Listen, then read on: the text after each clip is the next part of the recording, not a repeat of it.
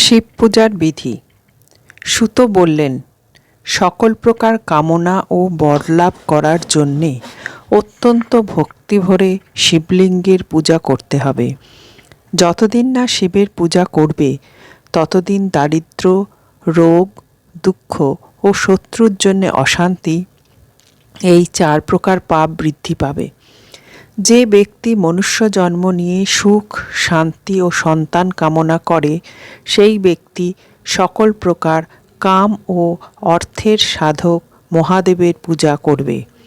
প্রাতঃকালে ব্রাহ্ম মুহূর্তে যথাবিধি শয্যা থেকে উত্থান করবে, অতঃপর বিষ্ণু ও গুরু স্মরণ করবে। তারপর হরির ধ্যান। হে নারায়ণ, আপনার সুন্দর রূপ সর্বদা আমার হৃদয়ে বাস করুক। হরির ধ্যানের পর স্তোত্র পাঠ করবে।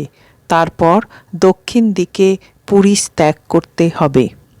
ব্রাহ্মণ 5 বার, ক্ষত্রিয় 4 বার, বৈশ্য 3 বার ও শূদ্র 2 বার হাতে মাটি লেপন করে শৌচ করবে।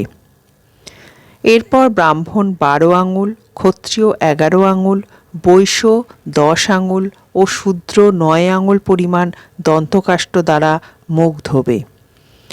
অনন্তর পবিত্র জলে স্নান করবে।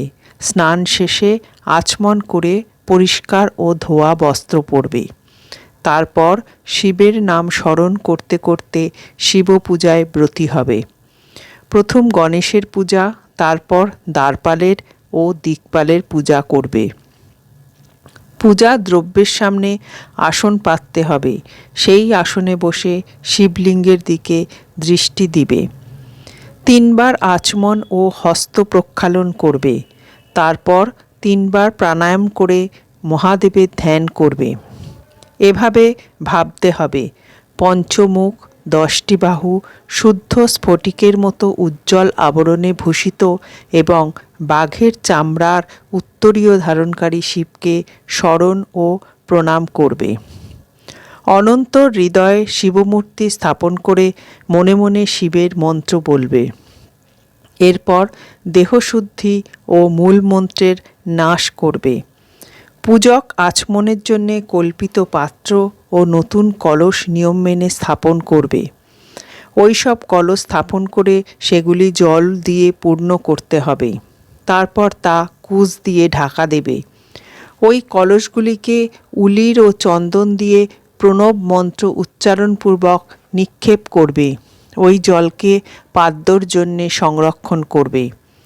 আচমনের জলে জাতি, কঙ্কল, কর্পূর, বহুমূল এবং তমাল একসঙ্গে চূর্ণ করে নিক্ষেপ করবে। তবে সব পাত্রেই এলাচ ও চন্দন দান করবে। এরপর নান্দীশ্বরের পূজা। পূজক এ সময় লিঙ্গগুলি শুদ্ধি করবে। নানা রকম গন্ধ, পূজা ও ধূপ ইত্যাদি দিয়ে এবার শিবের পূজা চলবে। সকল মন্ত্রের শুরুতে প্রণাম ও শেষে নম উচ্চারণ চাই। জপ করে প্রণব মন্ত্র দ্বারা আসন কল্পনা করতে ভুলবে না। ওই আসনের পদ্মদলগুলির পূর্বদল অনিমাত্মক এবং অক্ষয়, দক্ষিণ দল লঘিমাত্মক, পশ্চিম দল মহিমাস্বরূপ, উত্তর দল প্রাপ্তিস্বরূপ, অগ্নিকোণ, প্রাকাম্য, নৈঋত্যকোণ, ঈশিত্য, বায়ুকোণ, বশিত্য এবং ঈশানকোণ সর্বভজনত্ব আর কর্ণিকা সোমস্বরূপ। সোমের নিচের দিকে সূর্য আর সূর্যের নিচের দিকে অগ্নির অবস্থান। সব দিকে ধর্ম ও অনন্তের কল্পনা করবে।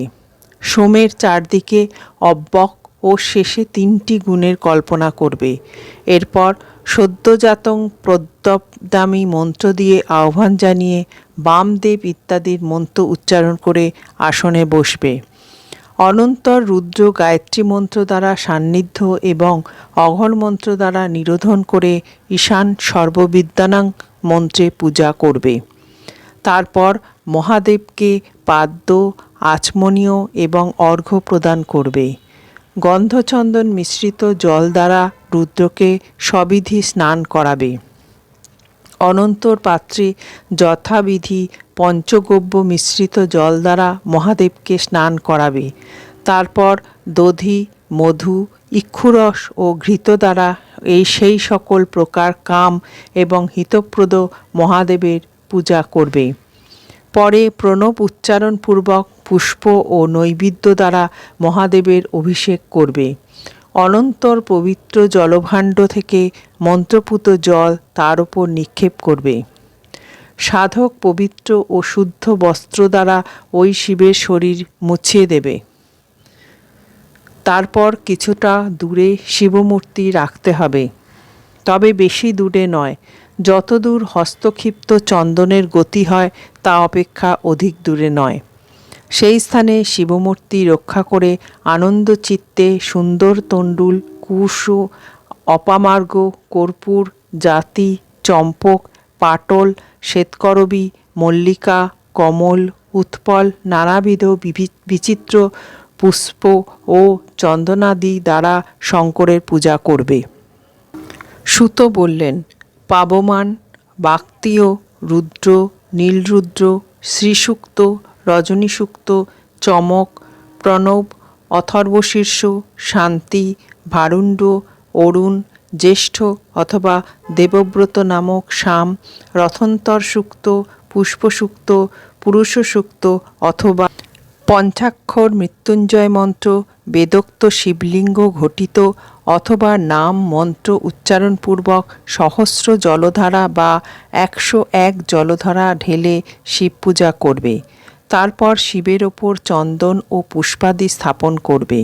পরে প্রণব উচ্চারণপূর্বক মুখবাসাদি প্রদান করবে। এরপর স্ফটিকের মতো নির্মল অক্ষর সর্বলোকের কারণ সর্বলোক ব্রহ্মা, ইন্দ্র, রুদ্র প্রভৃতি দেবেরও আগোচর বেদ ও বিদগণের দ্বারা বেদান্তে অজ্ঞেয় আদি মধ্য ও অন্তর্রহিত সকল রোগীর ঔষধ শিবতত্ত্ব নামে বিখ্যাত শিবলিঙ্গে অবস্থিত সেই পরম দেবকে ধূপ, দীপ, তাম্বুল প্রভৃতি দিয়ে প্রণব মন্ত্র উচ্চারণপূর্বক লিঙ্গের মাথায় পূজা ও আরতি করতে হবে। অনন্তর স্তব ও জপ দ্বারা নমস্কার ও প্রদক্ষিণ করবে। অর্ঘ্য দান করে পাদপদ্মে ফুল দিয়ে অঞ্জলি দেবে। মনে মনে প্রণাম করে শিবের অর্চনা করবে।